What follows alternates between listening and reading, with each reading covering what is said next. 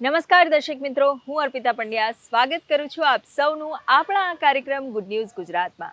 મિત્રો, ગુજરાતના ખૂણે ખૂણેથી એવા વ્યક્તિ વિશેષની વાતો, એવી ઘટનાઓ, એવા પ્રસંગો અને એવી નોખી અનોખી વાતો, એવા લોકો જેમણે કંઈ વિશેષ કર્યું હોય, આ બધું જ લઈને આવતો કાર્યક્રમ એટલે આપણો આ કાર્યક્રમ ગુડ ન્યૂઝ ગુજરાત.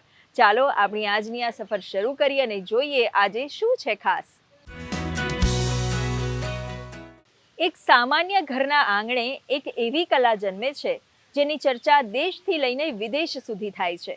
ભાવનગરની એક મહિલા પોતાના હાથોથી બનાવે છે આપણા રાષ્ટ્રીય પક્ષી મોરની અદ્ભુત પ્રતિકૃતિ, જેને જોવા અને ખરીદવા દેશ વિદેશથી લોકો આવે છે. તો કોણ છે આ મહિલા અને શું છે તેની આ કલાનું રહસ્ય? આવો જાણીએ આ પ્રેરણાદાયક સ્ટોરીમાં.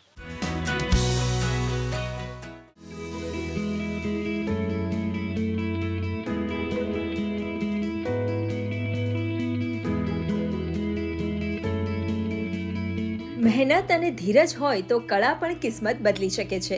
આ વાતને ચરિતાર્થ કરી બતાવી છે ભાવનગર જિલ્લાના લોકભારતી સણોસરામાં રહેતા મંજુબેન જાંબુચાએ. આંગણે દરરોજ આવતા મોરને જોઈ તેમના મનમાં વિચાર આવ્યો કે કેમ ના આ સુંદર પક્ષીને પોતાના હાથોથી બનાવી શકાય, અને ત્યાંથી શરૂ થઈ એક અનોખી હસ્તકળાની સફર. 20 થી 22 વર્ષ બનાવું છું આ મોર. કે મારે અહીંયા ફળિયામાં પણ મોર આવે, એની સુંદરતા જોઈ અને મને એનો વિચાર આવ્યો કે આ પક્ષી હું બનાવું. અનેક રાજ્યોથી ઓર્ડર મળે અને આમ તો મારે અમેરિકા સુધીના ઓર્ડર હોય છે, એ લોકો ખૂબ જ ખરીદી કરે છે. મોતી ભરતનું, ભરત ગૂંથણ, આ બધું એનો પહેલેથી શોખ હતો. એટલે અહીંયા આવ્યા પછી એને એક આમ ફળિયાની અંદર જ્યારે આ મોર સણવા અને એ અહીંયા આવતો એટલે એને એમ થયું કે આવું એક પક્ષી બનાવ્યું હોય તો કેમ થાય એમ. એટલે એને ટ્રાય શરૂ કરી લગભગ 2007ની અંદર. શરૂઆતમાં બનાવેલો મોર માત્ર ઘર માટેનો શોપીસ હતો, પરંતુ જે કોઈએ તેને જોયો તેને આ કળા ખૂબ ગમી. પરિણામે મંજુબેનના બનાવેલા મોર સ્થાનિક મેળાઓથી આગળ વધી આજે ગુજરાત અને દેશ વિદેશ સુધી પહોંચ્યા છે. ગ્રાહકો તેમની કળાને જોઈ એટલા ખુશ થઈ જાય છે કે 1800 થી 80,000 રૂપિયા સુધીની કિંમતના મોર ખરીદીને લઈ જાય છે. અત્યારે 1 ફૂટથી માંડીને આપણે 5 ફૂટ અને 5 ફૂટ ઊંચાઈ, 5 ફૂટ પહોળાઈ અને 5 ફૂટ લંબાઈવાળા કે એવા મોર હું બનાવું છું. એના આપણે ખાદીનું કાપડ અને હેરિયા અને ઉપર મોતી ટાંકીને મોર તૈયાર કરી અને ઓરિજિનલ પીસા લગાવ્યા. મોતીના તોરણ, લોટી, નાળિયેર, આવા અનેક વસ્તુ, થોડીક નાની મોટી સાથિયા છે, મોડિયા છે કે ભગવાનના તોરણ છે, મંદિરના, આ વસ્તુ બધી બનાવું છું. ઘરે બેઠા ઉદ્યોગ કરું છું અને મારે છોકરાઓ બે ભણે છે. એક અત્યારે કોન્સ્ટેબલની તૈયારી કરે છે, એક MBBS છે. એ બેને મારે આનેથી ખૂબ જ મદદ થાય છે. ઇન્ડેક્સી દ્વારા જે અમુક મેળા એવા છે કે ત્યાં આપણને રહેવા, જમવાનું, ખાવા પીવાનું, આવવા જવાનું, ટિકિટ ભાડું આ બધું ઇન્ડેક્સી દ્વારા આપે છે અને સ્ટોલ ફ્રીમાં આપે છે. અત્યારે એની જે આ મોર બનાવે, મોરની જે આવક છે એમાં અમારું મોટા ભાગનું એમાં અમારું ચાલે છે. છોકરા બે મારા અત્યારે ભણે છે અમારા. હવે એના ખર્ચામાં તો મારા પગારમાં તો પહોંચાણ થાય એવું હતું જ નહીં. એ બધું એના પગારમાંથી થાય છે. એટલે આર્થિક રીતે અમને ખૂબ મદદ આમાં મળે છે. આમાં હું મદદરૂપ એને રો મટીરિયલ બધું પૂરું પાડું છું, લાવી દઉં છું. અને પીછાનું ગોતવાનું છે કે વાળા છે એ બધું એને લાવી દઉં, મોતી આ છે તે છે. મંજુબેનની આ અનોખી કળાને સરકાર અને સંસ્થાઓ દ્વારા પણ ખૂબ બિરદાવવામાં આવી છે. કુટીર અને ગ્રામોદ્યોગ વિભાગ દ્વારા રાજકોટ ખાતે તેમને સન્માનિત કરી ₹50,000નું રોકડ પુરસ્કાર અને શિલ્ડ અર્પણ કરવામાં આવ્યા હતા. આપણે આપણા જીવાતા જીવનમાં આવી રીતે આપણી આવડત, શોખ અને જરૂરિયાત એને જો સાંકળી શકીએ તો કેવું રૂડું પરિણામ આવે, એવું એક આપણી પાસે જીવંત દ્રષ્ટાંત ખડું થયું છે. એ બીડવર્કના કારીગર છે. બીડવર્કની કળા ભાવનગર સાથે બહુ પ્રખ્યાત છે અને ભાવનગરની ODOPની ઓળખ છે. ODOP એટલે વન ડિસ્ટ્રિક્ટ વન પ્રોડક્ટની જે બીડવર્ક છે એ ભાવનગરનું ODOP છે, વન ડિસ્ટ્રિક્ટ વન પ્રોડક્ટ. એમાંના એક કારીગર છે. બીડવર્ક થકી મોરની જે કલાકૃતિ બનાવે છે હસ્તકલાની, જેના માટે એમને રાજ્ય સરકારની ઇન્ડેક્સી દ્વારા ચાલતી યોજનામાં કારીગરનો એવોર્ડ પણ મેળવી ચૂકેલા છે. અને રાજકોટ ખાતે હાલમાં જે વાઇબ્રન્ટ ગુજરાત રિજનલ સમિટ હતી એમાં પણ જે ઓડીઓપીના સ્ટોલ હતા એમાં પણ એમને ભાવનગરની બીડવર્કની કળાનું પ્રદર્શન કરેલ હતું. જે બદલ પણ એમને ખૂબ સારો સપોર્ટ મળ્યો હતો જિલ્લા ઉદ્યોગ કેન્દ્ર અને રાજ્ય સરકાર વતી. આજે અનેક મહિલાઓ કંઈક નવું કરવા માંગે છે, ત્યારે મંજુબેનની આ સ્ટોરી આવી દરેક બહેનો માટે જીવંત ઉદાહરણ છે કે પરિવારને સાચવી પોતાના સમયની અનુકૂળતાએ પણ આપણી અંદર રહેલા હુનરને નિખારી તમે વિશ્વ સુધી પહોંચી શકો છો. ગુડ ન્યૂઝ ગુજરાત માટે ભાવનગરથી કેતન રાજપરાનો રિપોર્ટ. મિત્રો, 22 માર્ચ વિશ્વ પાણી દિવસ. પાણી જે જીવનનો આધાર છે, પણ શું તમે જાણો છો કે આપણા અમદાવાદ શહેરમાં શુદ્ધ પાણી કેવી રીતના પહોંચે છે? અમદાવાદ મ્યુનિસિપલ કોર્પોરેશન દ્વારા નહેરના પાણીને પ્રોસેસ કરવામાં આવે છે, જેનું મુખ્ય કેન્દ્ર છે કોતરપુર વોટર ટ્રીટમેન્ટ પ્લાન્ટ. કેવી રીતના અહીં પાણીનું શુદ્ધિકરણ થાય છે, પાણીને ટ્રીટ કરવામાં આવે છે અને ફિલ્ટ્રેશન થાય છે, આવો જાણીએ આ વિશેષ અહેવાલમાં.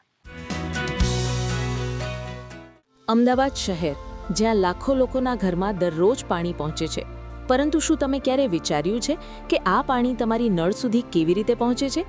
ચાલો જોઈએ. કોતરપુર વોટર ટ્રીટમેન્ટ પ્લાન્ટ, જે છે શહેરનું સૌથી મોટું વોટર ટ્રીટમેન્ટ પ્લાન્ટ, જ્યાંથી આ સફર શરૂ થાય છે.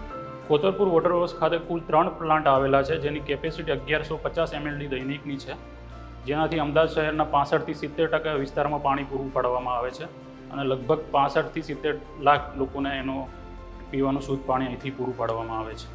પાણીની ગુણવત્તા ચકાસવા માટે આપણે શરૂઆતમાં ઇન્ટરમીડિયેટ અને ફાઇનલ સ્ટેજ પર સેન્સર લગાવવામાં આવેલ છે, જેનું આપણે રિયલ ટાઈમ મોનિટરિંગ કરીએ છીએ અને ફિઝિકલી પણ આપણે સેમ્પલ લઈએ છીએ અને સેન્ટ્રલ લેબોરેટરી મારફતે પણ સમયાંતરે સેમ્પલ લેવામાં આવે છે. પ્લાન્ટમાં રોજ 300 mld જેટલું પાણી શુદ્ધ કરવામાં આવે છે. અહીં પાણી પર આધુનિક ટ્રીટમેન્ટ પદ્ધતિઓ લાગુ થાય છે. દરેક સ્ટેજ પર પાણીની ગુણવત્તા ચકાસવામાં આવે છે, જેથી નાગરિકોને સ્વચ્છ અને સુરક્ષિત પાણી મળી શકે. કેનાલમાંથી પાણી અહીંયા 2500 mmની એક અને 2000 mmની 2 લાઇન બાય ગ્રેવિટી જે તે પ્લાન્ટના ઇન્ટેક સુધી લાવવામાં આવે છે. પાણી શુદ્ધિકરણમાં સૌથી પ્રથમ સ્ક્રીન આવે છે, એમાં સ્ક્રીનિંગ થાય છે, એટલે કે ફ્લોટિંગ મટીરિયલ્સ તે રોકાઈ જાય છે. એના પછી કોગ્યુલેશન પ્રોસેસ ચાલુ થાય છે.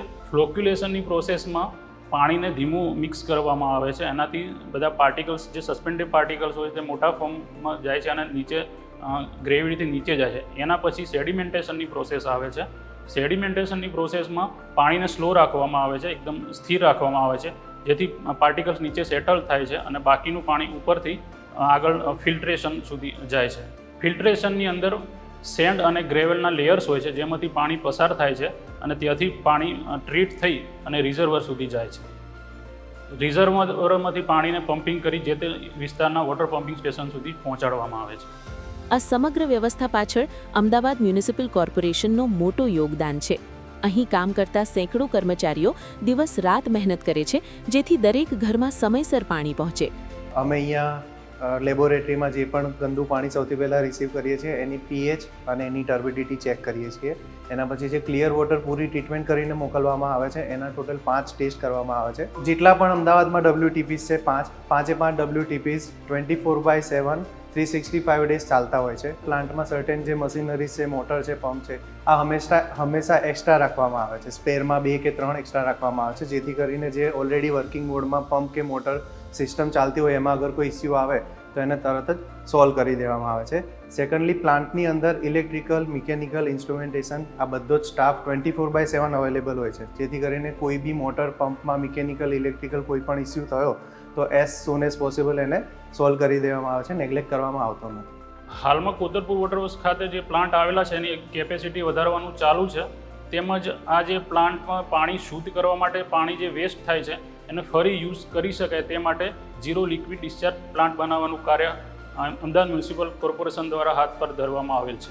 અને અહીંનું એનર્જી કન્ઝપ્શન ઘટાડવા માટે સોલાર સિસ્ટમ લગાવવામાં આવેલ છે, જેનાથી લાઇટ બિલમાં રાહત થાય છે અને કાર્બન એમિશન પણ ઘટાડી શકાય છે. અહીંયા જે અમે પાણીની ટ્રીટમેન્ટ કરીએ છીએ એ જે પ્રોસેસ છે એ બહુ કોમ્પ્લેક્સ પ્રોસેસ છે.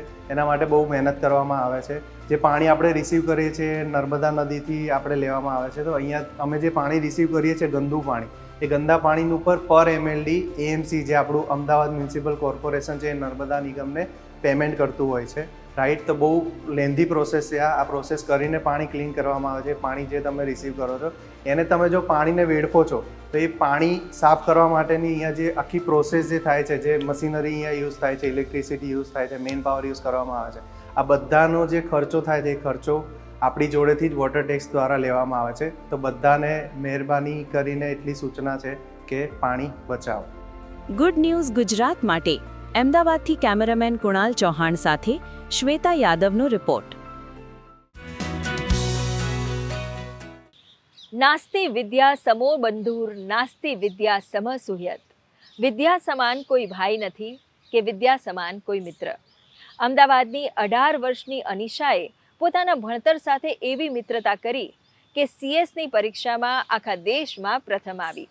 એક સામાન્ય પરિવારની આ દીકરીએ બતાવી દીધું કે કોઈ પણ કામમાં પૂરેપૂરા પરોવાઈ જઈએ તો કલ્પના કરતાં પણ વધુ સફળતા મળે છે.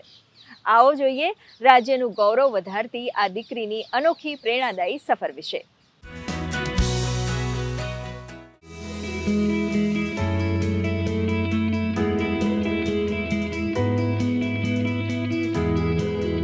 काफ़ी दिनों ऐसा भी लगता था मुझे कि मैं गिव अप कर दूं, मुझसे नहीं होगा, लेकिन मम्मी ने पापा ने बहुत ज़्यादा सपोर्ट किया, समझाया कि तू कर सकती है. जब से अनिशा बॉर्न हुई ऐसा लगा मेरे घर में लक्ष्मी आई है और वो लक्ष्मी की तरह ही है शुरू से ही. मेरे को ये विश्वास था मेरी गुड़िया के ऊपर कि वो ये अचीव करेगी. शुरू से ही मेरे को पूरा बिलीव था.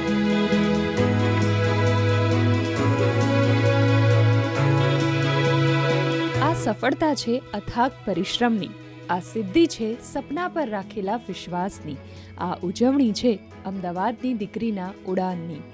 માત્ર 18 વર્ષની ઉંમરે અમદાવાદની અનિશા કેશવાનીએ આઈસીએસઆઈની સીએસ એક્ઝિક્યુટિવ સેકન્ડ લેવલની એક્ઝામમાં દેશભરમાં પ્રથમ સ્થાન મેળવી એક નવી પ્રેરણાદાયક કહાની લખી છે. ખાસ વાત એ છે કે 14 વર્ષ બાદ અમદાવાદમાંથી કોઈ વિદ્યાર્થી આ પરીક્ષામાં દેશભરમાં પ્રથમ આવ્યું છે. અનિશા કેશવાનીના અચીવમેન્ટ પાછળનું મેઇન રીઝન છે એનું ડિટર્મિનેશન, એનું ડેડિકેશન અને ડિસિપ્લિન. ફર્સ્ટ ડેથી લઈને લાસ્ટ ડે સુધી એણે ઓલમોસ્ટ બધા જ લેક્ચર અટેન્ડ કરેલા છે અને બધી જ એક્ઝામિનેશન આપી છે, જેનું જે પરિણામ છે કે ફર્સ્ટ એટેમ્પની અંદર all India first rank achieve કરી શકે છે. જોબની વાત કરીએ તો સીએસ ગવર્મેન્ટ જોબમાં ક્લાસ 1 ઓફિસરમાં ડિરેક્ટલી અપ્લાય કરી શકે છે. પ્રાઇવેટ સેગમેન્ટ કંપનીઝ હોય છે એની અંદર બોર્ડ ઓફ ડિરેક્ટરની અંદર સીએસને અપોઇન્ટ કરવું કમ્પલસરી છે આજની તારીખમાં. અને એટલું જ નહીં, આજે સીએસ અગર પ્રોફેશનલ પ્રેક્ટિસ કરે છે અને સેલ્ફ એમ્પ્લોયમેન્ટમાં જાય છે તો એક ઓડિટરના પાવર્સ છે, જીએસટી પ્રેક્ટિશનરના પાવર છે, લોયરના પણ પાવર મળી ગયા છે. અને એટલું જ નહીં, આજે એને ઇક્વલન્ટ ટુ માસ્ટર્સ ડિગ્રી માટે પણ રેકગ્નિશન મળી ગયું છે. એ પણ IIM અમદાવાદ જેવી ટોપ લેવલ યુનિવર્સિટી આપેલું છે અને વર્લ્ડની મોર દેન 40 કન્ટ્રીઝે એને રેકગ્નાઇઝ કરેલું છે. जैसे ही मेरा 12th कंप्लीट हुआ तो मैंने सारे कोर्सेज़ को एक्सप्लोर किया. तब मुझे सीएस का पता चला, वहाँ मैंने एक सेमिनार अटेंड किया और उसका कोर्स का पता चलते ही मुझे उसकी अपॉर्चुनिटीज़ पता चली, सब्जेक्ट्स के बारे में पता चला. तो मुझे लगा कि मुझे लॉ में तो इंटरेस्ट है, मुझे अकाउंट्स में नहीं जाना है, इसलिए मैंने इसको चूज़ किया और पेशन बनाया इसको और विद कंसिस्टेंसी ये मैंने अचीव किया. કોઈ માટે ભણવું એ લોડ છે તો કોઈ માટે આનંદ. જ્યારે અન્ય લોકો પોતાના મોજ-શોખ પૂરા કરતા હોય છે ત્યારે અનિશાએ સીએસ બનવાના લક્ષ્યને જ પોતાનો શોખ બનાવી લીધો છે. मैं बिल्कुल उसको फ्री हैंड छोड़ा था कि बिल्कुल कोई जो भी बेटा जितनी पढ़ाई हो, जितना परसेंटेज आए उसमें खुश रहना, कोई ज़रूरत नहीं है मतलब ज़्यादा लोड करके पढ़ाई करने का. मगर क्या उसको शुरू से ही पढ़ाई में इंटरेस्ट था, सब बाकी सब बातों में कम था, पढ़ाई में उसको बहुत इंटरेस्ट था, इसलिए उसने अचीव किया. सोशल मीडिया ये सब चीज़ें बहुत ज़्यादा सबके लिए डिस्ट्रैक्शन होती है, तो मैंने इनसे काफ़ी ज़्यादा दूरी बनाए रखी और इसको डिसिप्लिन्ड वे में यूज़ किया. मैं जो भी पढ़ती थी बहुत आनंद से और दिल से पढ़ती थी. प्लस मेरा शेड्यूल ये रहता था कि 7-8 घंटे का कोचिंग रहता था, फिर घर आके मैं उसी चीज़ का सेल्फ स्टडी करती थी, रिविजन्स करती थी और जो टेस्ट सीरीज़ और राइटिंग प्रैक्टिस होती है उनने बहुत ज़्यादा हेल्प किया मेरी ये अचीव करने में. સફળતા પાછળ માત્ર મહેનત જ નહીં પણ પરિવારનો વિશ્વાસ અને પ્રોત્સાહન પણ એટલું જ મહત્વનું હોય છે.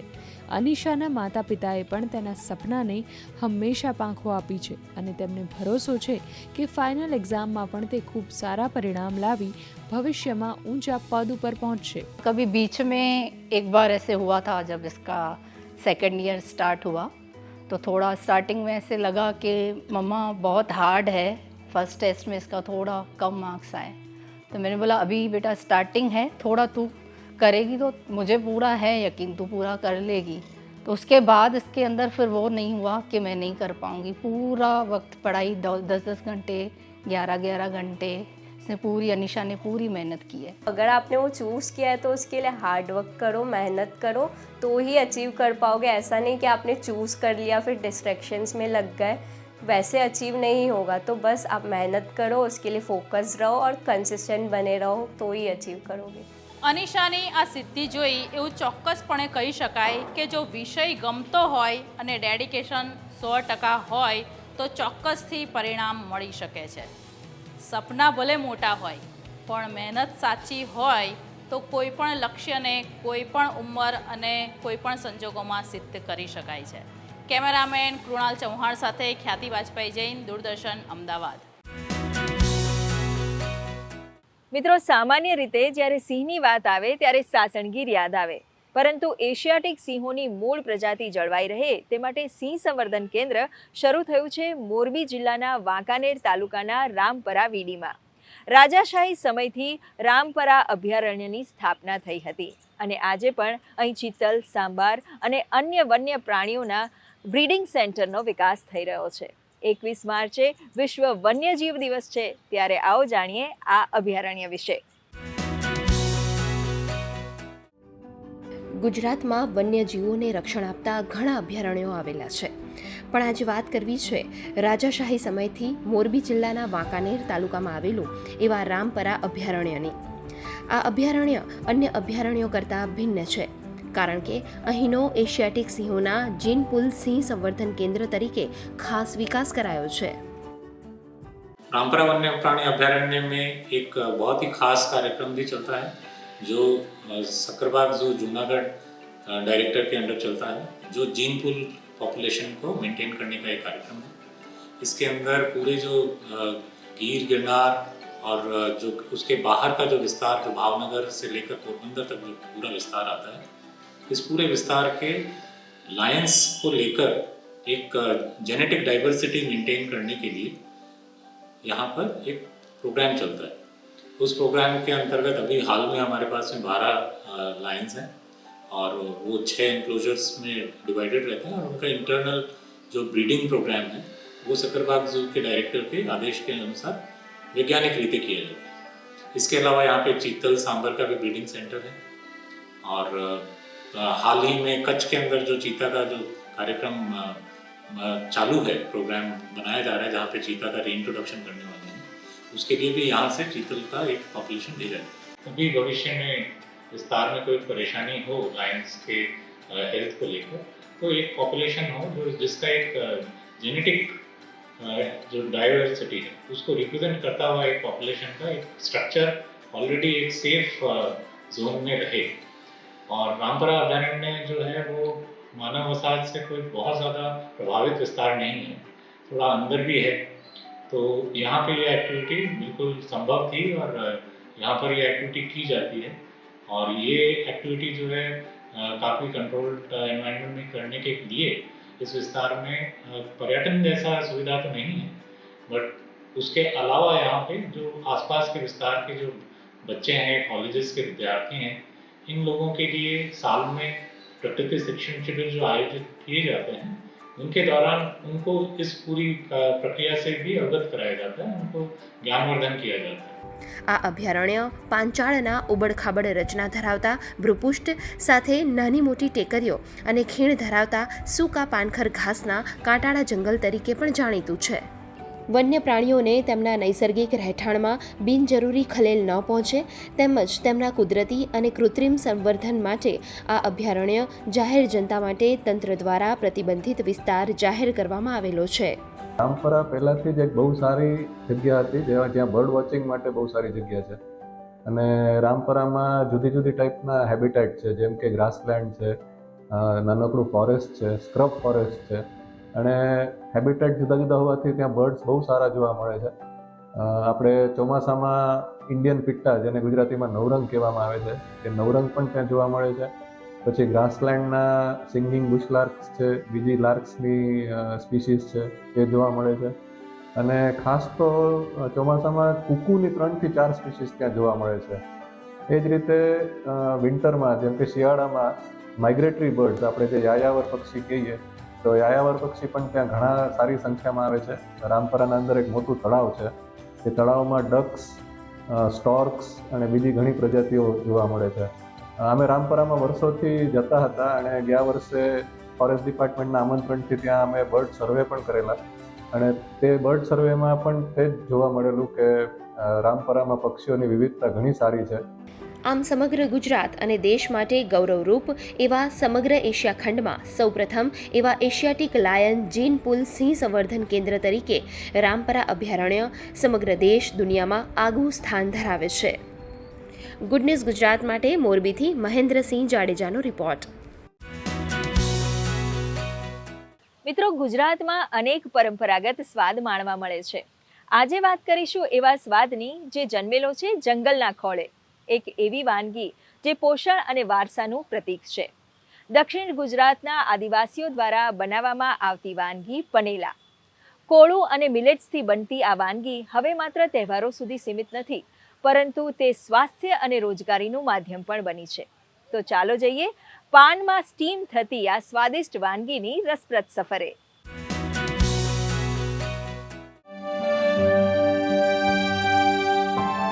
દક્ષિણ ગુજરાત, જ્યાં છે ઘનઘોર જંગલ, કુદરતી સંસાધનો અને સમૃદ્ધ આદિવાસી સંસ્કૃતિ.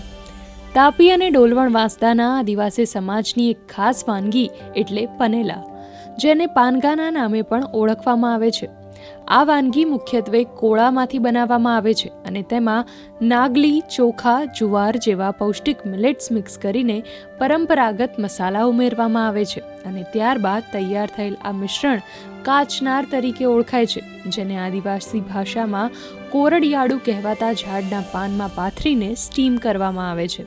આ પાનની કુદરતી સુગંધ પનેલાના સ્વાદને અનોખો અને લિજ્જતદાર બનાવે છે અને તેની પૌષ્ટિકતામાં વધારો કરે છે. પોષક તત્વોથી ભરપૂર આ વાનગી શિયાળામાં વધુ ખવાય છે. મેં પનેલામાં નવું વેરિએશન લાવીને મિલેટ્સથી પનેલા બનાવીએ છીએ. કોરિયાળું એવું એક આપણે ત્યાં વનસ્પતિ આવે છે, જેના પાન લાવીને કોળાની અંદર ચોખાનો લોટ અને મિલેટ્સ, અન્ય જુદા જુદા મિલેટ્સ ઉમેરીને આ વાનગી અમે તૈયાર કરીએ છીએ. અને આપણે એક સ્નેક્સ તરીકે લઈ શકીએ. બાળકો જ્યારે કોળું એમ જ ખાવા માટે આપણે આપીએ તો એ લોકો નથી ખાતા, પરંતુ એને આપણે આવી રીતના મિલેટ્સ લોટ ઉમેરીને જ્યારે આપણે એમાં બનાવીએ છીએ તો એ લોકોને ભાવે છે. મીઠું હોવાથી બાળકો આને ખાય છે.